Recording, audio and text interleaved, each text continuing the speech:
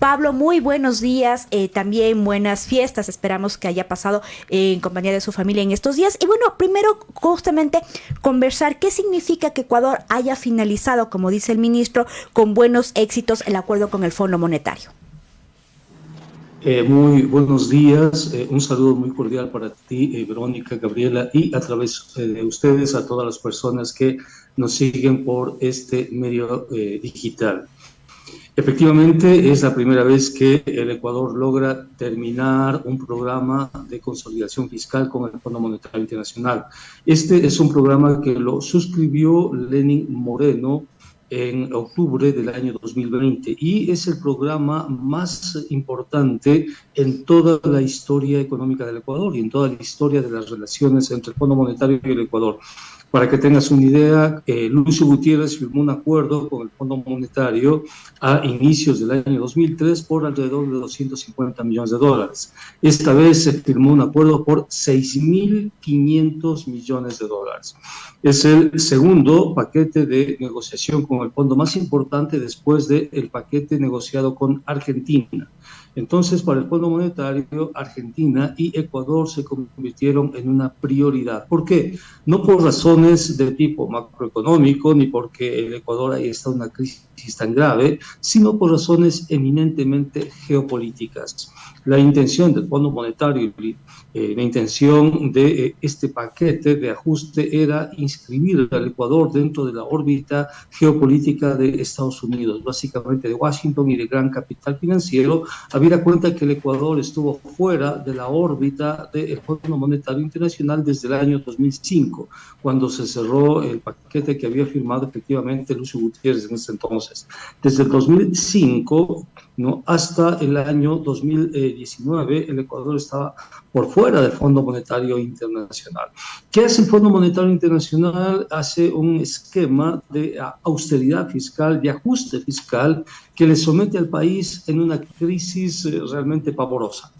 Una crisis en la que el Ecuador, a pesar de tener recursos, no puede utilizar esos recursos justamente por las prescripciones del Fondo Monetario Internacional. Te pongo un ejemplo sencillo que tiene que ver con la crisis de seguridad que en este momento vivimos todos los ciudadanos ecuatorianos. El presupuesto para la seguridad social, para el sistema de rehabilitación, las cárceles, penitenciarías y demás, ¿no?, ese presupuesto se redujo en más de un 60% por la presión del Fondo Monetario Internacional. Otro ejemplo, dentro de ese mismo esquema de rehabilitación, para comprar, por ejemplo, las seguridades que tienen que ver con las puertas, que tienen que ver con todo lo que significa el sistema de rehabilitación de cárceles y penitenciarías, es la compra de ese sistema de protección y evitar que unos presos pasen de un pabellón a otro, se demoró 6 meses. Se demoró 6 meses y tiene que ver justamente con el programa de consolidación fiscal del Fondo Monetario Internacional. Solo, Pablo, por aclarar y un ejercicio de memoria, si me permites, Gaby, este acuerdo del que estamos hablando es el mismo que se firmó en octubre del 2019 y que daría inicio primero al intento de Lenín Moreno por, aumentar los precios de la gasolina y que luego desencadenaría las protestas de octubre. No. Es otro. El acuerdo de octubre, si tú quieres, de 2019, y no fue de octubre, fue de marzo de 2019, el acuerdo fue cancelado gracias a la movilización nacional de octubre. La movilización de octubre tuvo la virtud de haber logrado que se cancele y que se termine con ese acuerdo. Por eso, Lenín Moreno vuelve a firmar un nuevo acuerdo en octubre de 2020. ¿Por qué vuelve a firmar un acuerdo en 2020? Porque en agosto del año 2020 logró renegociar la deuda. Renegociar la deuda externa, habida cuenta que el riesgo del país, para la redundancia, era demasiado alto. ¿Y por qué el gobierno renegoció la deuda en agosto del año 2020? Porque en marzo del año 2020 el Ecuador estuvo a un paso del default. ¿Qué significa default? Que no podía pagar la deuda. ¿Y por qué estuvo a un paso del default? Estuvo a un paso del default porque Richard Martínez utilizó los recursos nacionales para hacer un pago anticipado de la deuda. ¿Y por qué Richard Martínez hizo un pago anticipado de la deuda? Porque Richard Martínez en el año 2018 había negociado con Goldman Sachs algo que se conoce con el nombre de derivados financieros y producto de eso perdió el país alrededor de $1.000 millones y hasta el día de hoy no hay ninguna investigación, no hay ninguna comisión clarificadora de la negociación que hizo Richard Martínez con Goldman Sachs, ¿no? Y con Credit Suisse. Esa negociación fallida con Goldman Sachs les llevó al gobierno a utilizar desesperadamente los recursos que tenían las reservas internacionales para cubrir las pérdidas con Goldman Sachs. Ante esa posición y habida cuenta de la pandemia, el gobierno prácticamente tuvo que declararse en default en marzo y para evitar el default, el Fondo Monetario le obligó, si se quiere, a negociar con los tenedores de bonos de la deuda y los tenedores de bonos de la deuda le obligaron al gobierno a que suscriba con el Fondo Monetario Internacional y el fondo le dijo, está bien, vamos a apoyar al Ecuador, pero a condición que el Ecuador ahorre recursos fiscales en beneficio de los tenedores de bonos de la deuda en las reservas internacionales. Por eso es que todos los recursos que en este momento entran al país no van a la caja fiscal, van directamente a reservas internacionales para satisfacer a los tenedores de bonos de la deuda, porque esa fue la condición que puso el Fondo Monetario Internacional y que fue aprobada por Lenín Moreno, pero también fue aprobada por la Asamblea Nacional. La Asamblea Nacional, tanto la Asamblea de Lenín Moreno cuanto la Asamblea de Guillermo Lasso, aprobaron leyes de acuerdo a lo que las exigencias del Fondo Monetario Internacional. Básicamente 3 leyes: la ley de ordenamiento de las finanzas públicas, la ley de defensa de la dolarización y la ley de desarrollo económico. Las 2 primeras fueron aprobadas por Lenín Moreno, con el apoyo de los partidos políticos de ese entonces, ¿no? Incluso Pachacuti le apoyó en esa época a Lenín Moreno, y la última ley de desarrollo económico fue apoyada esta vez, en cambio, por la Revolución Ciudadana. Es decir, estas 3 leyes que tienen que ver con el Fondo Monetario fueron aprobadas por la Asamblea Nacional con apoyo, como pueden verse o testimoniarse, de casi todos los partidos políticos. Ahora bien, economista, ¿cómo ve el panorama económico del país al cierre de este 2022 y también las relaciones con los multilaterales y en específico con el FMI? Mira, mientras tengamos un acuerdo con el Fondo Monetario Internacional, no hay ninguna posibilidad de reactivación económica. Es imposible. Ningún país del mundo que ha suscrito un acuerdo con el Fondo Monetario Internacional ha logrado recuperarse económicamente. Ninguno. Es decir, para nosotros el hecho de tener como objetivo y el hecho de haber cumplido con un programa del Fondo Monetario Internacional hace que nuestras condiciones de reactivación, de empleo, etcétera, sean muy difíciles. El Fondo Monetario desordena las economías. La visión del Fondo Monetario es la visión de la austeridad. El fondo trabaja básicamente para los grandes bancos privados. El Fondo Monetario siempre, no hay una sola excepción de todos los estudios que se han hecho en muchas universidades, no hay una sola excepción que indique que un país ha logrado superar la crisis económica y generar empleo con los acuerdos con el Fondo Monetario. Entonces, mientras estemos sometidos al Fondo Monetario, será imposible que el Ecuador pueda tener crecimiento económico, tener recuperación económica, etcétera, ¿no?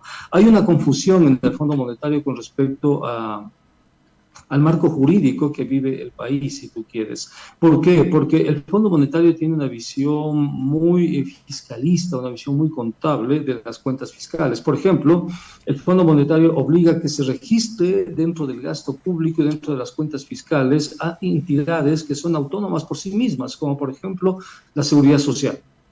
El IES tiene autonomía y el IES, el presupuesto del IES, no puede constar dentro del presupuesto general del Estado, pero el Fondo Monetario obliga a eso.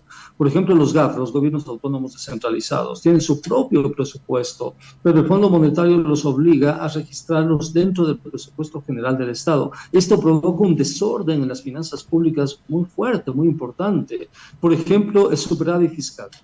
El superávit tiene que ver, en el caso del Ecuador, con falta de inversión, ¿no? Porque la cuenta de déficit superávit está emparentada con el plan anual de inversiones.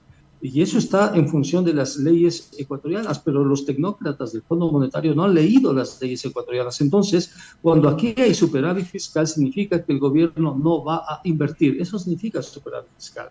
Y eso es lo que tenemos, entonces, no vamos a tener inversión pública, no vamos a tener inversión social, vamos a tener un desorden en las cuentas fiscales muy, muy fuerte, muy importante, no porque una cosa es lo que dice el fondo y piensa el fondo y otra cosa lo que dicen las leyes ecuatorianas.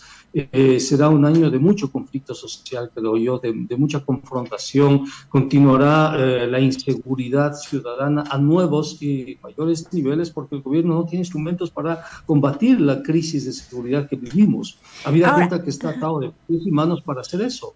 Ahora, Pablo, tú mencionabas que hay un superávit fiscal y evidentemente el gobierno de Lasso también lo ha mencionado como un logro de su gobierno, pero nos encontramos, como tú bien dices, que este dinero excedente no va a parar a ningún tipo de inversión social. Igual la balanza comercial, que lo ha calificado como positiva, no sabemos finalmente en qué se revierte. Este superávit, este ingreso más del Ecuador, iría entonces solo para los tenedores de la deuda. Sí. Efectivamente, en el caso del Ecuador, nosotros tenemos que la ley de defensa de la dolarización establece que todos los recursos adicionales vayan a las reservas internacionales y que esas reservas internacionales sirvan como regla de respaldo para los tenedores de bonos de la deuda y para los bancos privados, para las transferencias al exterior que hacen sus bancos privados. Por eso tenemos, fíjate tú, un nivel de ahorros en reservas internacionales inédito, más de 9.000 millones de dólares. A pesar de tener 9.000 millones de dólares, el gobierno golpea las puertas del Fondo Monetario, va a golpear las puertas del Banco Mundial, del BID, para créditos. A pesar que tenemos más de 9.000 millones de dólares. Es decir, teóricamente, y al menos en términos contables, el Ecuador no necesita de acudir a fuentes externas para financiamiento, porque tiene recursos en las reservas internacionales. Y, de otra parte, ¿qué significa el déficit fiscal? ¿Cómo se calcula el déficit superávit fiscal? Se calcula de los recursos que entregan las empresas estatales, en este caso Petroecuador, básicamente los recursos de petróleo, comparados con el plan anual de inversiones.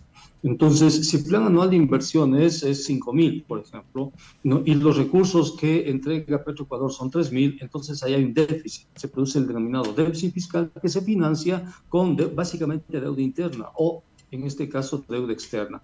Pero si se reduce el plan anual de inversiones a 2.000 y los ingresos de Petroecuador son 3.000, entonces hay un superávit, es decir, no va a haber inversión pública. Por eso el Fondo Monetario tiene otra forma de calcular el déficit superávit, que es una forma contable. En el caso del Ecuador no es contable. En el caso del Ecuador, si tú quieres, es conceptual. Está atado el cálculo del superávit déficit a la inversión pública, al plan anual de inversiones. Eso dice la ley, eso dice el COPLAFIP, ¿no? Que es el Código de Planificación de las Finanzas Públicas, eso dice la Constitución. En consecuencia, si en el Ecuador existe un superávit fiscal, eso significa que va a haber menos inversión, nada más. Y no tiene nada que ver con el gasto corriente, ni mucho menos. ¿Por qué? Porque las leyes ecuatorianas, la Constitución ecuatoriana, impiden que se utilice el gasto corriente para el cálculo del déficit fiscal. En cambio, en el Fondo Monetario Internacional, en sus cuentas, el Fondo Monetario utiliza el gasto corriente para calcular el déficit fiscal. Y eso, o sea, no es posible aquí en el Ecuador. El gasto corriente no se utiliza porque lo prohíbe la ley, pues. La ley, el artículo 286 de la Constitución lo prohíbe, el artículo 126 del COPLAFIP también lo prohíbe, el artículo 79 y 80 del COPLAFIP lo prohíben, pero a pesar de esas prohibiciones, el gobierno y el ministro de Finanzas no ha leído la ley, no ha leído la Constitución y se complace en anunciar un superávit, es decir, que no va a haber inversión pública. Eso significa, ¿no? Y si no hay inversión pública, no hay reactivación, o sea, no hay crecimiento económico, no hay empleo, etcétera, ¿no? Justo en esa línea le quería preguntar, Pablo, justo, el FMI como tal pone las condiciones, las reglas, por así decirlo, y estas reglas, estas condiciones, ¿qué impacto tienen en la vida de las y los ecuatorianos? Simplemente que los ecuatorianos pueden ser asaltados en la calle, pues hay sicariato y no hay posibilidades de frenar eso porque no hay recursos, el gobierno no tiene recursos para eso. ¿Qué se necesita? Se necesitan políticas públicas. Los ecuatorianos no tienen empleo, salen a la calle con sus carpetas y no tienen empleo porque no hay políticas de empleo. Y al no existir políticas de empleo, los ecuatorianos sufrimos el desempleo, pues sufrimos el desempleo de una manera directa, de una manera fuerte. Los ecuatorianos podemos tener una enfermedad, vamos a un hospital público y en el hospital público no hay médicos, no hay enfermeras, no hay medicinas. ¿Por qué? Porque el Fondo Monetario le ha obligado al Ecuador a la reducción del personal de acuerdo al excesivo gasto corriente, según el Fondo Monetario.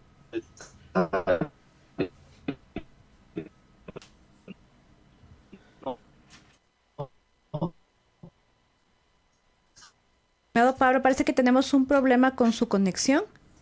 Si nos ayuda.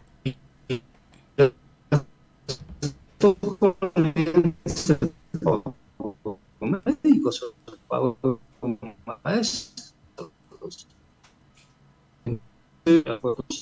forma absolutamente directa. Parece que tenemos un problema de conexión con el entrevistado. Estábamos hablando con Pablo Dávalos, el economista y docente, y bueno, haciendo un análisis del endeudamiento externo que Ecuador en estos días anunció nuevamente con el Fondo Monetario Internacional y también con el Banco Mundial. Así es, Vero, y también justo yo le preguntaba qué impacto tienen justo estas medidas en la vida de las y los ecuatorianos, ¿no? Y él hablaba un poco del impacto, por ejemplo, de salir a las calles, que continuaría como tal la violencia, incluso se agudizaría. Entonces ahora sí estamos ya conectados con Pablo nuevamente. Si nos confirma la escucha, por favor. Pablo, si nos confirma que nos está escuchando para continuar con la entrevista. Yo les escucho. ¿Me confirman ustedes? Ahí está, perfecto. Le estábamos escuchando y lamentablemente perdimos la conexión en mitad de su respuesta.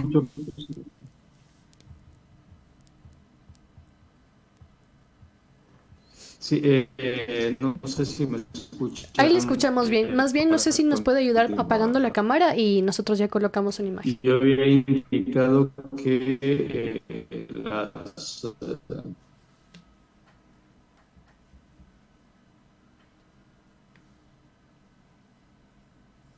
No, lamentablemente tenemos problemas con la conexión. Vamos a reintentar nuevamente restablecer este contacto con Pablo Dávalos. Como decíamos, conversábamos acerca del nuevo endeudamiento que el Ecuador prevé con el Fondo Monetario Internacional y también con el Banco Mundial. Como decíamos, además, el gobierno de Guillermo Lasso ha anunciado con bombos y platillos prácticamente que se culminó con éxito este acuerdo que, como decía Pablo, fue firmado en octubre del 2020, luego de este fallido acuerdo que más bien, digamos, se suspendió por las protestas de octubre del 2019. Bueno, luego de todo un año de renegociación, en 2020 se llegó a un nuevo acuerdo. Ahí estamos nuevamente con Pablo Dávalos. Ese nuevo acuerdo fue por 27 meses y por 6.500 millones de dólares. Ese es el nuevo acuerdo que se ha terminado con el Fondo Monetario Internacional, pero es muy probable que Lasso busque firmar un nuevo acuerdo con el Fondo Monetario Internacional. A pesar que el país no necesita ningún tipo de recursos, porque tenemos recursos, es probable que lo haga. ¿Por qué? Por la agenda de Washington, por la agenda geopolítica de Estados Unidos, porque Estados Unidos está en plena confrontación con Rusia. Estados Unidos pretende, si tú quieres, provocarle a China. Las visitas permanentes a Taiwán están hechas para eso, para que China también vaya a la guerra. Es decir, Estados Unidos está en guerra. Quiere, en este contexto de la pospandemia, reactivar los mecanismos de la guerra. Lo hizo con Rusia, lo está haciendo con China y necesita aliados importantes. Y quien le ayuda a construir aliados importantes es el Fondo Monetario Internacional. El Fondo Monetario es una de las fichas en el tablero geopolítico de Estados Unidos, y para Estados Unidos es preocupante la situación de América Latina, habida cuenta que en Colombia tiene a un presidente de izquierda. No logró Estados Unidos derrocar a Maduro, por ejemplo, que era la intención con Donald Trump. En Perú lograron dar un golpe de Estado para sacar básicamente a los chinos de cualquier tipo de influencia que puedan tener en Perú. En Chile tienen un gobierno relativamente progresista. En Argentina tienen también elecciones y a Estados Unidos le interesaría que retorne al poder la derecha. En Brasil ha ganado Lula Entonces, para Estados Unidos es importante que Ecuador se mantenga dentro de la órbita geopolítica de los intereses norteamericanos. Por eso es muy, pero muy probable que Lasso, a pesar que no exista ninguna necesidad macroeconómica, suscriba un nuevo acuerdo con el Fondo Monetario Internacional, probablemente en el primer trimestre de este año que viene, ¿no? Del año 2023. Es lo más probable que golpee las puertas del Fondo Monetario, a pesar que no tenemos ninguna necesidad. Porque yo te decía, en reservas internacionales hay más de 9.000 millones de dólares. El gobierno los puede utilizar inmediatamente, de ahí al menos 4.000 millones de dólares, ¿no? Porque hay una equivocación. La gente cree que en las reservas internacionales están los recursos de los depositantes. Confunde las reservas internacionales con el COSEDE. El COSEDE si tú quieres, es el fondo que protege a los depositantes del sistema financiero si hay alguna quiebra, ¿no? Que es la Corporación de Seguro de Depósitos, ¿no? El COSEDE efectivamente cubre a los depositantes, pero las reservas internacionales no tienen nada que ver con los depositantes. Ahí no están depositados los recursos de los depositantes, sino el encaje que es de los bancos, para evitar que los bancos multipliquen el crédito, ¿no? Y que tiene que ver con los activos de los bancos. Entonces, fíjate tú, tenemos ahí 9.000 millones, no podemos utilizarlos porque eso dice el Fondo Monetario, y el gobierno va a endeudarse una vez más con el Banco Mundial, con el BID, y le va a dejar sobreendeudado al país. Cuando Lasso termine la presidencia vamos a tener un nivel de sobreendeudamiento realmente impresionante, vamos a tener un desorden en las cuentas fiscales como nunca antes, y vamos a tener niveles de desempleo, desinversión, crisis económica, crisis de seguridad pública, o sea, una crisis en todo nivel, ¿no? Y eso terminará, recuerda tú, recién entrando a la segunda mitad del gobierno de Lasso. En 2 años más el país entrará con el gobierno de Lasso en una de las peores crisis, ¿no? Justamente por eso, por cumplir con la agenda geopolítica de Estados Unidos en la región. Le agradecemos, Pablo, por la entrevista. Esperamos contar con su presencia en una próxima ocasión.